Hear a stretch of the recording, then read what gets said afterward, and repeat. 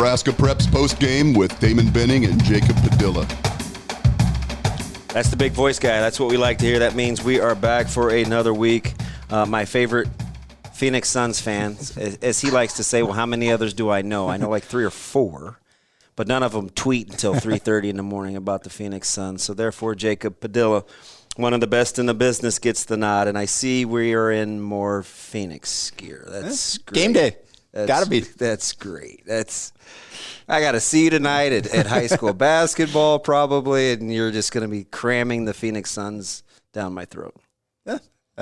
Hey, game day, got a rep. I'll tell you one thing. Easy team to root for. Much easier than the Clippers although I do like Denver. That's what I was saying. Like, if you and Greg Smith need a team to have fun watching here as we go on, I mean, we've got room for you. I am not a if you can't beat them, join them guy. There is, I will enjoy Devin Booker and Chris Paul and Ayton and those guys from afar, man. But fantastic week.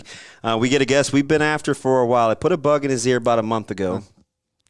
He's a busy guy as his city is booming in Lincoln. As we talk to the director of Lincoln Supremes, Ryan Reeder joins us this week in Nebraska Preps Postgame. Ryan, good afternoon, champ. How are you? Hey, not too bad. How are you guys doing today? You know, outside of this whole Phoenix thing, we're good. It could be worse. We're good. I'm a Spurs fan, so my team fell off the bandwagon a while ago. I tell you what, though.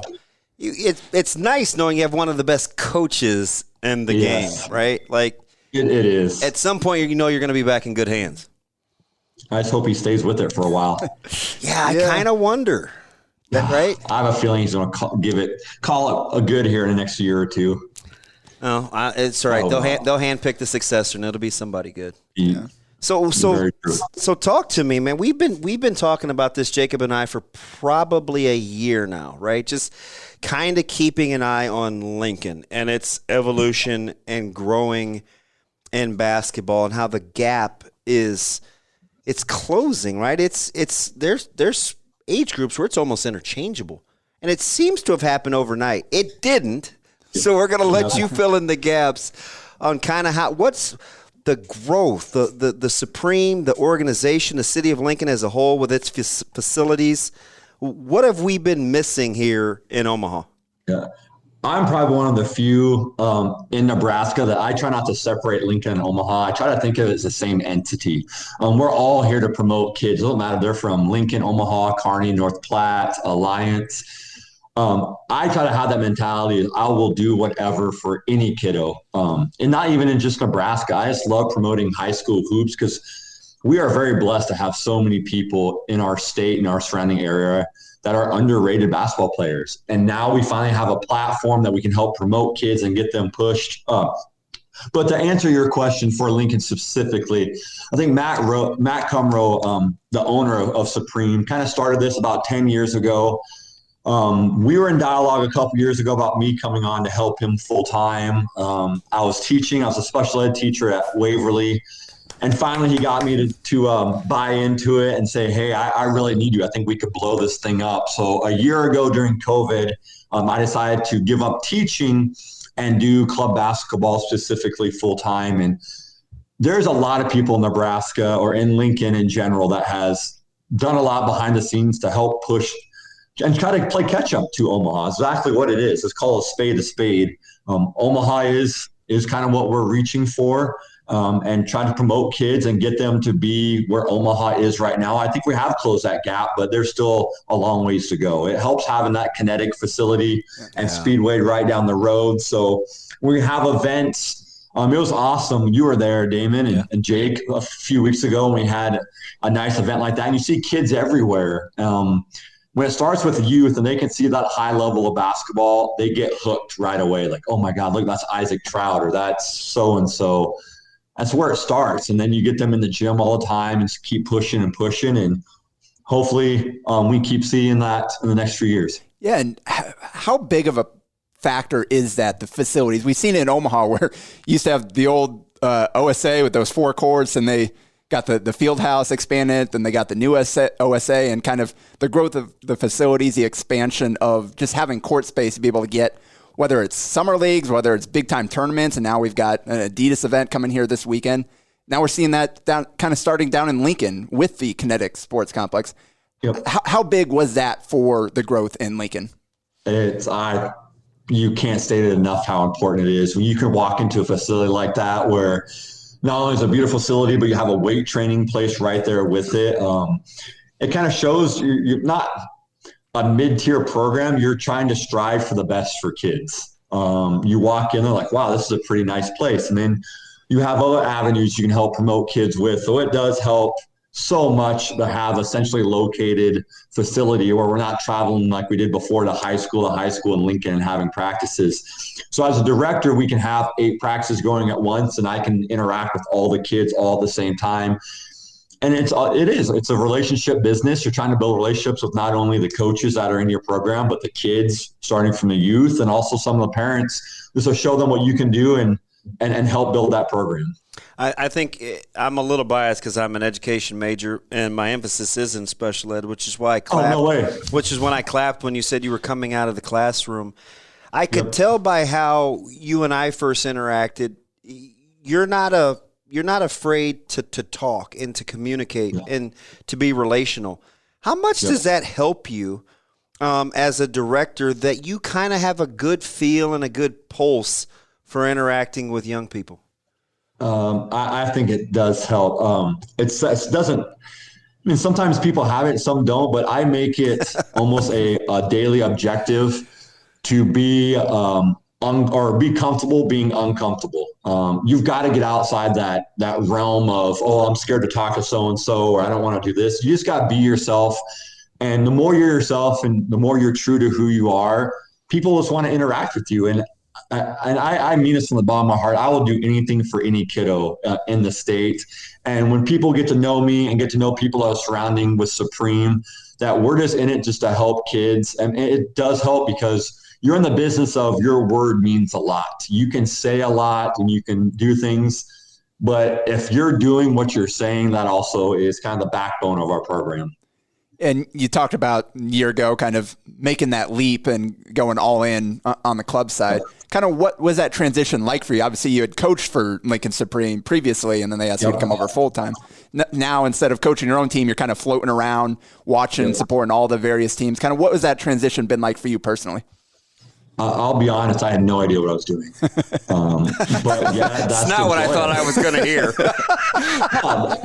You just don't know. Matt told me some of the things that I would be doing, but I took the job right in the middle of COVID, April 1st, when I was still kind of teaching. I still started doing stuff, but as soon as my contract ended in the middle of May, it was okay. What can we do? How can we promote kids with no gym, with no games going on? So I don't want to go into all my secrets, but there is something I did for a lot of our kids to help promote them with no basketball. So a guy like Isaac Trout, Kel Jacobson, and Sam Hostreiter, Brady Christian, these guys had offers without playing basketball at all last summer. And it was just making contact with college coaches. That's the name of the game right now. So actually, luckily, we do have a live period coming up here in July, but it's been almost 2 years since there's been a live period. I mean, you got to think that's a long time for college coaches not being out and about. So I kind of had just one night woke up and Brad Jacobson and I were talking back and forth about how we can help promote kids. And we came up with this idea and it just took off. And with that, there's a lot of things. I mean, it's a lot of work to help promote these kids behind the scenes. But once I kind of realized and got that grasp of what I wanted to shape Supreme and what direction I wanted it to take, it just took off. And now it's a daily grind. You wake up every morning, you look at your to-do list you made the night before, and what do you have to get done that next day? I mean, I absolutely love it. How fine a line is it for you to not, I guess, satiate the program from a volume standpoint, right? You still want to be true to the principles, integrities that you have when it's on a smaller scale, yet grow the operation, right? That's got to kind of be a little bit of a juggling act. It is. It is. You got to think of it. It is a business. No way around it. You've got to look at it as a business. And if you are staying the same as a business, I mean, eventually it's going to kind of run its course and you're not going to grow in a sense. So Matt and I are both visionaries in a sense of we are talking almost every week of how we can grow. What things can we do? And we're teaming up with some people here in the next year or two that I think is going to blow people's minds of ideas that we're coming up with that's going to be way outside the realm of youth basketball, of AAU basketball, just a way we can shape young men in general, not just on the court, but off the court. I'm so excited to see what we can do here in the next year or two. But now saying that, we do want to stick to our roots of, we want to take care of the people that have been good to us in a sense. So it is a fine line of you want to grow and grow and grow and grow, but yet stick true to who you are and stay level-headed, stay grounded, and just go to work every day loving what you do. And people want to be around people that love what they do and have that enthusiasm. Yeah. And obviously the Lincoln Supreme brand has been around for a while. This year, you added the Nebraska Supreme, playing on the UAA circuit. Kind of, how did that merger, the partnership with Factory, getting onto that shoe circuit, kind of how did all that come together? Very, very, very fast. It was an absolute whirlwind. It came about right during, so I'm still the head boys basketball coach at Waverly. It was during districts, so I'm prepping for districts, and all of a sudden, we had an idea that it could happen if we joined with Mike Mackey and Factory, that we could be on the UAA, but it was all kind of grayish if it would happen. And then I remember right in districts, I was prepping to play Platteview, and it came out of, hey, we're going to join the UAA. And it's like, I was so excited. I love those challenges. A lot of people would say, well, you're starting a month, how are you going to make this work? And we don't think that way. It's never the roadblocks you think of. It's how can you overcome things? How can you make it work? And luckily, surround yourself with really, really good people to make yourself look smart. So let me ask you this, because this is tough. And I kind of play in this world with football, but it's not as bad out of season because we have 7-on-7. AAU has high school. You want both worlds to play nicely together. How difficult a transition I might have lost you. Uh-oh. There you go. How difficult a transition for you was it to get out of the building environment with a little stricter parameters and be a little wider reaching with your personality as you're growing your program? Hey, Damon, I think I might have lost you. Okay, I'm here. Can you hear me now? Are we back? We got him? You got me there, Ryan? Talk to me now. Is it okay? Testing 1, 2. You're breaking up. I don't know if it's my. Waverly's known for great internet. Hey, you got fantastic facilities at the high school. It can't be too bad. Yeah, I think I can hear you now. All right, here we go. So it's kind of along those lines, right? And I was just telling Jacob and our audience, I kind of play in both worlds as a coach at the high school level, except in football, I don't really have the out-of-season program. I have 7-on-7, but that's manageable. High school has AAU. Historically, sometimes they haven't played nicely together as one deferring to the other. You come from a high school background, yet you've got to grow the brand for the kids. Did you find was that fairly easy to do? You comfortable doing that? Because you've made a nice transition. Yep. Again, it's just communicating with people. With all the high school coaches here in Lincoln and the surrounding, I want them involved, coming to all practices. They can come anytime they want to be involved. And that's one thing. You kind of have that sense, some people, it's just back a few years ago, you could say some coaches didn't like club basketball. They wanted their high school kids in the gym all the time doing their high school stuff. Now you kind of get that new way of thinking of, well, holy cow, you can have our top players go play on a select team and go travel to Dallas, travel to Indianapolis, travel to Atlanta and play the toughest competition. And then I have my second and third option on my high school team play without my best players, and they can learn to grow themselves. You just got to think outside the box as a high school coach of, okay, I'm going to miss Jimmy here in the next few weeks. I'm not going to have him for a few league games. It's time for other people to step up. So it's just not the fact that you can make things work as long as you communicate with people and trying to share your vision and your ideas with them. And we are very, very blessed in Lincoln that I've not had a coach not on board. They have all been awesome about coming in, helping with practices. And we try to almost have every coach want to coach some type of level.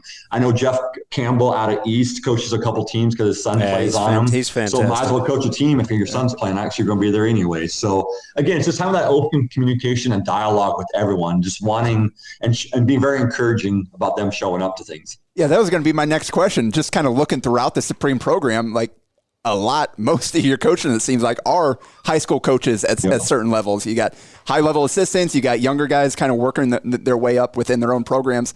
Kind of what does Supreme look for when you're going out and recruiting coaches to come handle teams in your program? We would like them to be a part of a high school program just because it does help mend that fence of togetherness in a sense, because you are working together. Jimmy, for a sense, goes to Lincoln North Star. I want what's best for Jimmy because I want to see him establish his goals of going to college one day. That's my ultimate goal as a director. If this kid has a goal of playing basketball, it could be NAIA Division II, it does not matter. That's my goal. If that's what he wants to do, I want to try to help promote him in a sense. Now, on the flip side, that high school coach wants him there, make sure he's lifting in the morning, going to weights, going to skill work. And again, it's just that communication piece of we want to be together. So we want those coaches involved with us. So they're there at practices at night. So they're there watching and having kids in their program. So they just want to be involved. Ryan, when you're taking a look at, there's other programs in the city, obviously. We deal with this from time to time here in the metro. How do you stay reminded that it's about the kids, grow the business, and not be too competitive over here for maybe another organization that's trying to do the same thing? Like, that's a tough world to play in. It's really, it is, but it's not. When you get that mindset, and you truly got to believe it, is club basketball is for the kids. It is. It's not about myself. It's not about the coaches. It's truly about the kids, because this is their chance to play basketball and showcase their skills. So I've made numerous phone calls for kids outside of Supreme that go to an OSA, that go to Powerhouse Hoops. Just because if I see a kid playing and I think he has a chance at next level, I want to help that kiddo. So you got to take away that ego in a sense and say, you know what? It's not about me. It's not about my program. It's about kids and trying to get them help achieve their goals. And you just got to remind yourself all the time. And honestly, if you can see this, it's all about, I have a journal going and a to-do list, and you just remind yourself on the daily of, okay, the quote of the day is just be yourself, get out of your comfort zone. That's my quote today. So there's a few things I have on my to-do list that I don't want to do, but it gets myself out of that comfort zone. So it's just those daily reminders that you have to have.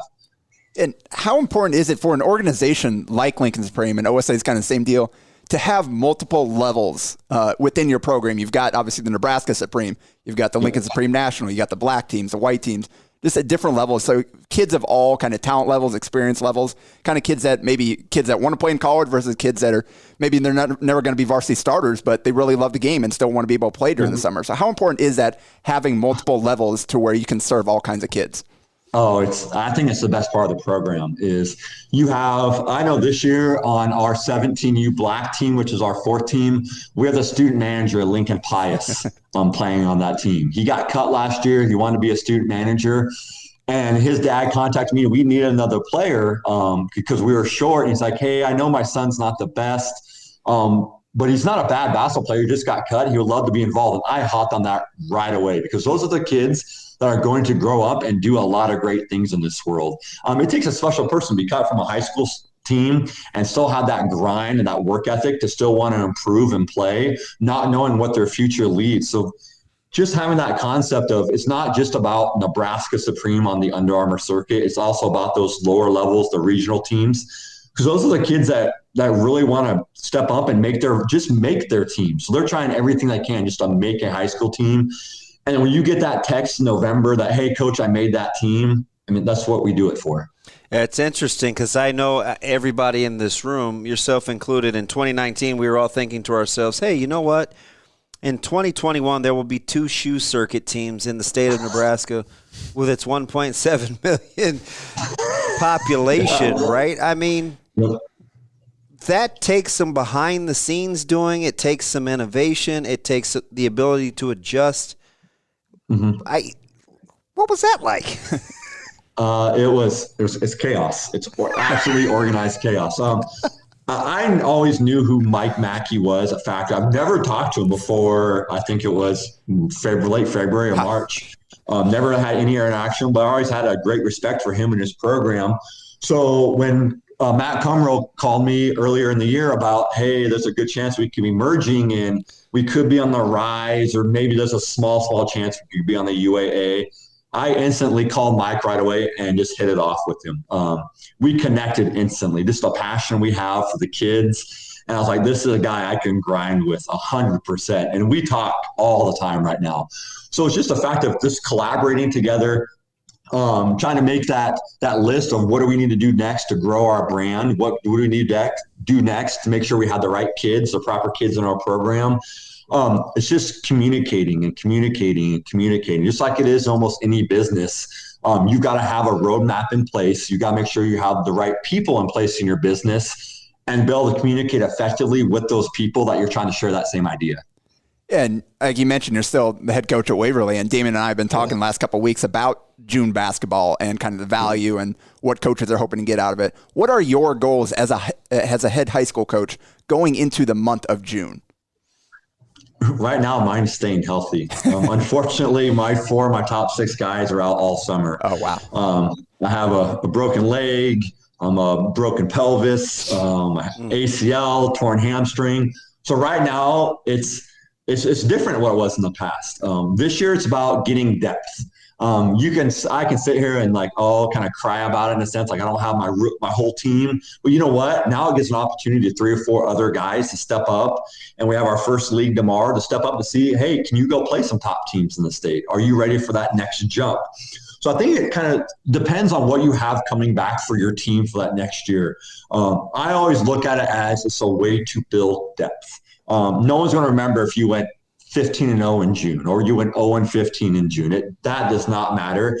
It's, can you put kids in certain situations, and not to try to get them to fail, but have that path of when things go wrong, how are they going to react in that situation? Because when the lights go on a Friday night in December, there are no redos. So you try to kind of have that same mentality in a Tuesday afternoon in Kinetic of, okay, here's your opportunity. What can you do during then? So I think that for that question, it just depends on what you have for a team and what you have coming back. I know I should probably have something different than Coach Moats does over at Norris, or what Omaha Westside does with all their guys returning. So it's just having that game plan in place and seeing what you have the most out of your kids. Coach, before we let you go, you can speak to this because it came up a lot during football when Jacob and I were doing the prep post game, and we talked about winning cultures and kids that are used to winning that play multiple sports. Waverly is a perfect example of sharing athletes that win a ton. How much have you seen that the rising tide does lift all boats across sports with just growing the kids in terms of the culture that you want? Yeah, Damon, you're 100% correct. I will say this till I'm blue in the face. You've got to be a multi-sport athlete. You've got to learn to compete, because if you're just a basketball player, you're not really competing in the fall. I mean, you may go play a couple of leagues, but you're not really truly competing. I want all my guys to go play football or go to tennis. Let's learn how to compete in different ways, because you are 100% correct. When we have weights in the morning, there is such a vibe going on right now when we go lift in the morning that it's just that culture. Kids know who's there and who's not there right away. When it's 8 o'clock and we start lifting, the kids look around and say, where's so-and-so, where's so-and-so? And they fix that problem right away. So it starts with that weight room here in Waverly. And then with all of our coaches kind of being on the same page, encouraging everyone to go out for all different sports. You've got to have that to be successful. So it's not about Waverly basketball. It's not about Waverly football. It's not about Waverly volleyball. Just that kind of program base wide that you try to buy into the same thing, treat each other with respect, making sure that the kids are not choosing what to do. We see that a lot where Jimmy May has football camp and basketball camp at the same time, or 7-on-7 and a league game. Our whole goal is not to have the kids choose where to go. We want to choose for them as adults, because that's not fair for Jimmy to say, well, I don't want to disappoint Coach Benning because it's 7-on-7, but Coach Padilla also has camp. I don't know what to do. So it's up to us as adults to make that decision for them and then say, you know what, this week you're going to 7-on-7. Go have a blast, go kick some butt. I'll see you next week. So it's just that buy-in with everyone to make sure we're all on the same page. Fantastic stuff. Well worth the wait, Coach, man. Best wishes with the school season, and as the summer gets ready to get ramped up in July, we're both wishing you all the best, man. Fantastic job growing the program and being for kids. And thank you for all you guys do. It does not go unnoticed. Much appreciated for the state. So I appreciate everything. Thanks, Ryan. We appreciate it. All right, see you guys. We waited. Yep. We got it's funny, right? Because we used Waverly a lot.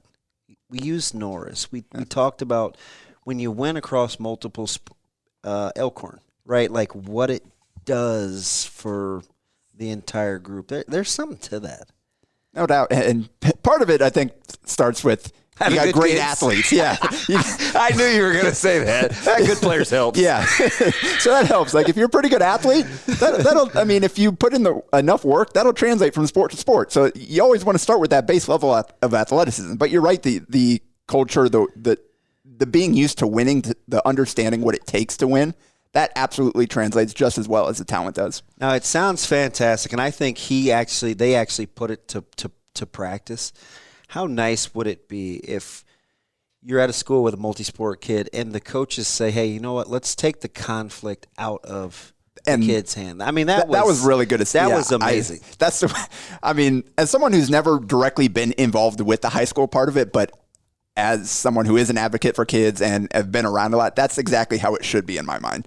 And like I've always seen, whether it's select and like high school, I don't hold up the high school as, all right, this is important and all the other stuff. Like they're two parts of what makes the experience great for kids. So like summer basketball is really important for a lot of kids. Like I don't view it as secondhand. Like you should be able to make both work and give them those opportunities. And I like the way that he talked that they do that as coaches on campus. They're like, all right, how are we going to balance this so the kid gets what he or she needs, but also has a chance to experience everything that they want. Yeah, and I listen. I'm experiencing it firsthand right now. Yep. And Caleb last week is changing his football gear at the Iowa West Fieldhouse as they're getting ready to play Millard North. And Coach Simons was really honest. He says, "Hey, get there when you can get there. I understand what's going on." And but the minute that second half rolled around, he's playing, and it's like, So sometimes you have to take. That's why I like that he said it. Sometimes, because Coach Simons had given him kind of the green light. Hey, take your time, right? Yeah, we'll get you when we can get you. But there's the pressure that the student athlete feels too, where either one wants to help his team, doesn't want to get behind, wants to make sure that he's contributing. You don't want to come across as lazy. Sometimes you just want to take the conflict out of the kiddo's hands. Yeah. So I'm glad we're able to do this. Like that perspective, exactly kind of what we've been looking for through this series, where we talk to different people in various roles, whether directly skills trainers, organizers. I think that it's been fun to go through this and have to do all these interviews. And like I talk with all these people throughout the entire year, but kind of getting to really pick their brains specifically about how they do what they do and why they do it has been fun. Is there a common theme that you've seen so far? Because we've seen the evolution in the game. Obviously, folks are learning to play well together, right? The OSAs and the Team Nebraska Express, Express United, they're not in the summer, and the Supremes and the Factories and all these organizations really like communicating and, I guess for all intents and purposes, playing nice. Yeah. Did you ever think there'd be a stretch where that happens? Yes and no. And the competitiveness is still there, absolutely, and that I think only makes it better that's going to make you have to do what you're doing better if there is a direct competitor out there for you. So it's good kind of still having that friendly competition, but at the end of the day, like he said, it's about being there for kids. And as long as that's kind of the number one goal, all that other stuff is going to be fine. Isn't that a crazy yet easy reminder? It's all about the kids. People say it, but to actually make it a checks and balance, okay, how does this decision affect the kids? And that's exactly right, because everybody's going to say that. Right. The actions have to back it up, because everybody's going to say what they're supposed to say whether you're talking to somebody or behind a mic or whatever. You got to actually back it up with the choices you make, and we're seeing a lot of that. All right, real quick, thumbs up, thumbs down. You were at the Bryant shootout this weekend. The level of competition across the board, did you feel good to get really good assessments? It was pretty good. A lot of teams had most of their core guys, whether the Miller North thing is Miller North Hoop Fest as well on Friday, and then into the Bryant shootout. Got to see a lot of key players for most of those teams, and tournament was fun. There were a few kind of some younger teams that are just trying to piece together rosters, which is always going to be the case in June. But got to see Omaha South ended up winning the whole thing. It's a young bunch, yeah, and Young making that leap from last year. You kind of took their lumps. And now with a couple additions, with guys coming back a year older, a year more experience, they've got a chance to make a big leap this year. And Tiandre Perkins coming over from Omaha North, he was really good this weekend. He's going to make a big difference for them, especially with what they lost in the front court, losing a couple of probably their two best big players transferred elsewhere. To get Tiandre in there, just a great athlete. He can really finish at a high rate around the rim, makes plays on defense. So he was kind of one of my standouts from this weekend. I didn't even realize that he had transferred to South before this weekend. Yeah, Summer League tonight, which I will see you in the gym, 5:30 and 6:30. We've got a doubleheader. The same familiar faces in new places will, I think, be a theme early on. There has been a lot of movement on the basketball scene. And that's kind of always the fun part of the first week or two of June. Is like you hear about a lot of the transfers, but then you walk up to a gym and say, when did that kid get there? And so it kind of helps you get listen, I looked at Bellevue West the other day, and we talked about it. We talked about a rope and some of the guys that have moved. But then when you actually see the collection, and they just got another in Mitchell coming over from Creighton, it's like, all right, all these lot of new faces. Miller North has Jackson Page transfer from Central with another acquisition from the small school level. And it's going to be interesting to see who can fit and gel together. And that's going to be the key, especially coming in this next year, because there's a lot of change from last year. Obviously, Westside has their core coming back, their entire team coming back almost, but a lot of other teams are going to have to, whether it's additions of young players, whether it's transfers, whether it's just guys stepping up into much larger roles. It's going to be a very different landscape in the high school basketball season coming up here. Yeah, maybe not the highest at the high end, but I think a significant amount more depth in 2021 than 2020. We'll see if I'm wrong about that. It was very top-heavy a year ago. We'll see what happens. You hear the music playing, that means we've come to the end. I always enjoy it. That's Jacob Padilla, one of my favorites. My man Pat Safford over there on the ones and the halves, not even the twos as he's running the show. And I'm ODB. We'll be back next week with Nebraska Preps Postgame. Nebraska Preps Postgame with Damon Benning and Jacob Padilla.